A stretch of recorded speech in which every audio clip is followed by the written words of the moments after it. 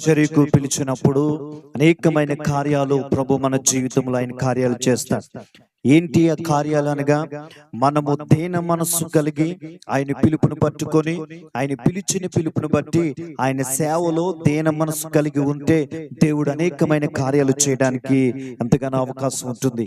అందుకే నేను అంటున్నాను, నా అనుభవాన్ని మీతో పంచుకోవడానికి ఇష్టపడుతున్నాను.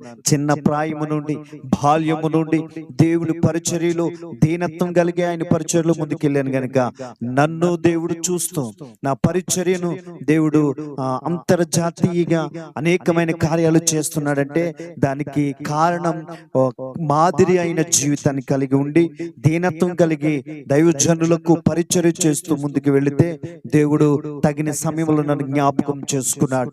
తగిన సమయంలో కలిగి ఉందాం. దేవుడు ఎప్పుడు విడిచిపెట్టడు.